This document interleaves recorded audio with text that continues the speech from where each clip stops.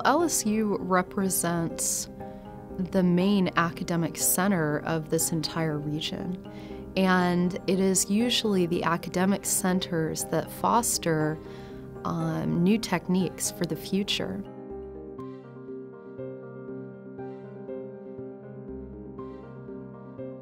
I would go to meetings and I'd come back to write notes or minutes, type them out. I couldn't read my handwriting. So I didn't think too much of that, and went on, and then I noticed that I started not having a natural swing in my right hand when I walked. He started to have some issues with one arm, and I think from there is when he finally started to go to the doctor and get tested, and shortly thereafter it was diagnosed with Parkinson's. When I was finally diagnosed with Parkinson's, and the doctor pretty much assured me that I didn't have ALS, I felt, okay, well, that's great. And how do we control this? Of course, he gave me no promise. He says, we put you on a little bit of medication. This might last for 10 years, 15 years, or it might last for 5 years. He says, there's no way to tell how quickly your symptoms will increase. He has always been the rock. He's always been my rock. And it was hard because he had to change and he had to rely on me. Started on some medication at that time, and it seemed to work. I was taking just a few medicines in the morning, and later on I had to take a few in the afternoon. But as time progressed, it continuously got worse.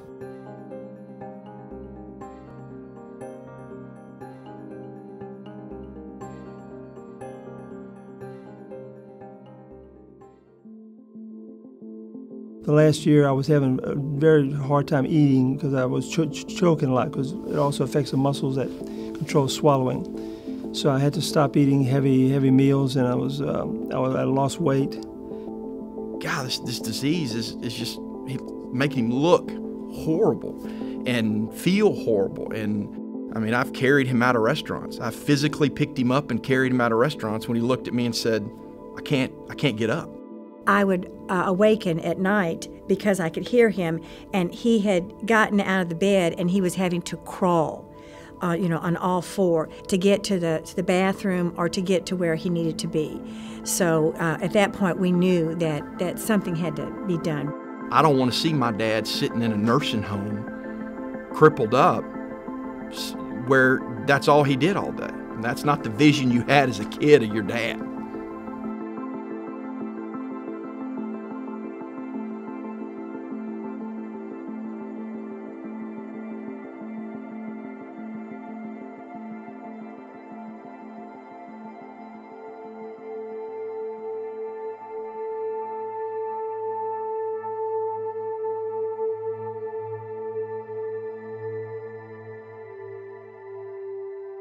David actually showed up in my clinic at Highland Clinic, and he had had Parkinson's for many years by then, and he was kind of at the point where he was just frustrated with the whole disease and wanted to know if there were any other options for him at that point. Upon hearing about deep brain stimulation surgery, we both were excited about it. David had done a lot of online research and, again, was very positive. Oftentimes when we have patients like David, we have had to refer them out of state for deep brain stimulation. The closest place actually being Tyler, Texas. So it's not too far away, but it's still a bit inconvenient for patients to drive back and forth from Shreveport to Tyler. And typically we would do that prior to Dr. Wilden coming to town here. At LSU in Shreveport, there was a real gap in care for movement disorder patients. There was no one here that was offering surgery for these disorders in this town. She was at UCSF, she was doing her fellowship there. She had very good basic science credentials as well, and we were very impressed with her passion and zeal for this, so we were very fortunate that we could recruit her. When I came here, everybody said, well, there's not really an obvious team for you. We're not sure how this is going to work. And I called around to a few people I knew in town, and I simply asked, who is the smartest, most open-minded person you know in neurology in this area?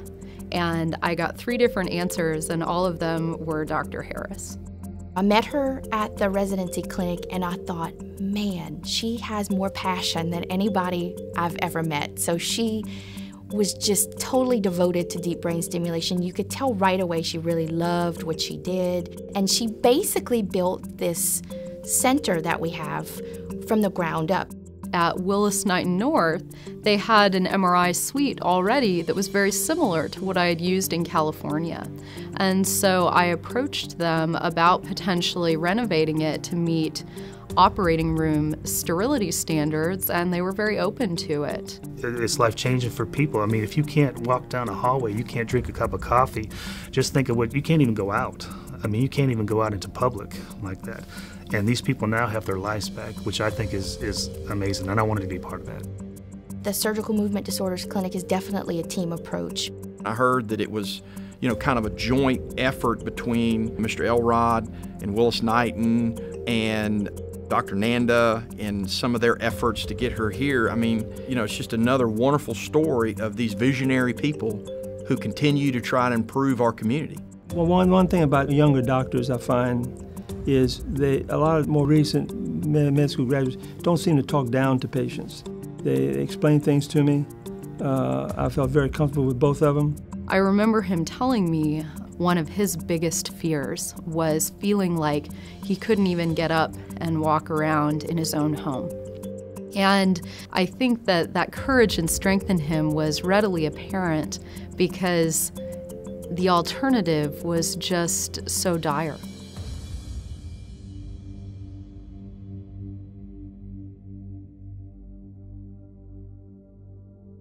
The day of surgery was probably one of the most nerve-wracking and scary days of my life. There are risks with any surgery, but with brain surgery, you're risking stroke, hemorrhage, bleeding, things like that. Is he going to be able to speak? Is he going to have a positive result from this? It was extremely stressful and emotional for me and for the rest of my family. To see three strapping boys, great big boys with tears in their eyes, it's very, very, very traumatic. We prayed as a family, and I was prepared. I was very prepared, and I just let him know that if he didn't come out of this, we were going to take care of Mom. Dr. Wilden came in and kind of went over with everybody what we're going to do. I had a lot of confidence in her. I said a good prayer for me and for her, and that was it. He's asleep for the entire procedure because it is about 6 hours, typically, if we're putting a brain pacemaker on both sides of the brain, which we typically do for Parkinson's disease because it affects both sides of the body. It's much more beneficial for our Parkinson's patients to be done asleep because it's such a long surgery. They would have to be off their medications all day, and they'd have a really tough time with it. We have a special sterile draping setup that is flexible. So the drapes actually allow us to maintain the sterile field around the head, whether he's in the middle of the MRI or on the side of it. When I do DBS and when I'm doing the MRI, when I'm visualizing the procedure, we're seeing an exact duplicate of what the brain looks like inside. I will then transfer that image over to ClearPoint, which will allow her to set her algorithms or set her trajectory. Dr. Wilden scrubs back in and places the leads on both sides if we're doing a bilateral. I was able to look at the actual area in David's brain in real time and see our lead go to the therapeutic spot. So it's very gratifying right away in surgery. And then I actually go to a computer station right next to our sterile area, and I pick and fine-tune the target on the computer, and then I call in instructions to Ashley, who then actually adjusts the lead in the brain to right where I want it to be. We do another scan and make sure that the leads are in place where we want them, and at that point we're able to close. Towards the end of the surgery, here comes Dr. Wilden cruising down the hall. She's got a smile on her face and said, "Hey, everything went just as planned." It was a big relief to know that he's alive, he's doing okay, he went through the surgery well. This is a two-part process, and the first procedure seemed to have gone very well. And then really the only surprise was we didn't really understand the work ahead in the first couple months.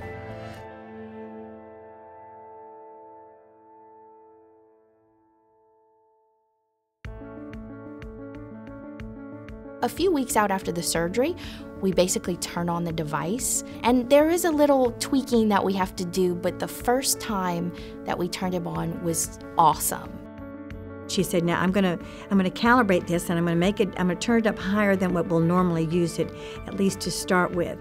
And I'm not exaggerating. I watched, and I could see the muscles in his face tighten, and his face, he lost, years off of his life just through that process. And I kiddingly said, every woman in town is going to want this procedure done immediately. We were very pleased with his initial visit. So we put him at a setting we thought would start to work for him, and then we usually see people like David back in a month after that initial setting. And then all of a sudden, she was correct. The body started adapting to the machine, and they started learning how to work the machine. Next thing you know, you see this completely changed person. I can eat without a problem. I sleep well. I can drive. I mean, I go to the gym 4 afternoons a week, and I work out, and it's just way better than it was the year before the surgery. We go out with friends 2 or 3 times a week, and we do all kinds of things. We go to restaurants, we'll go out to different activities, and he's very comfortable, he's very relaxed. He's back to his old self now.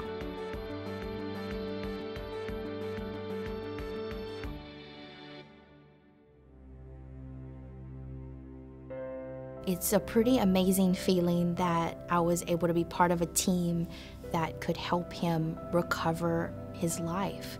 My favorite part of my job is to see these people like David Belanger after surgery, after he's recovered and he's doing so well. Just to see how much he's improved over the past year is just such a blessing to all of us. Oh yeah, I'm very proud of this team. I'm very proud of that DBS is part of this community. For the area of this size to have this kind of technology and this kind of procedure done in this area it's outstanding. When we realized what was going to happen with David and where the surgery was going to take place, we realized that we were going to have personnel from all 3 areas, LSU, Highland Clinic, and Willis-Knighton working together. And that was a very comforting factor to us because we felt like we were getting the cream of the crop. It just shows that we can work together as a community with all of the facilities and all the physicians in order to make it work best for our patients. What we've been able to do is ignite a commonality that, listen, this is for the greater good of the community. We can all get together and take care of this. And I think everybody has seen that common good, and that has led to the fruition of patients doing so well.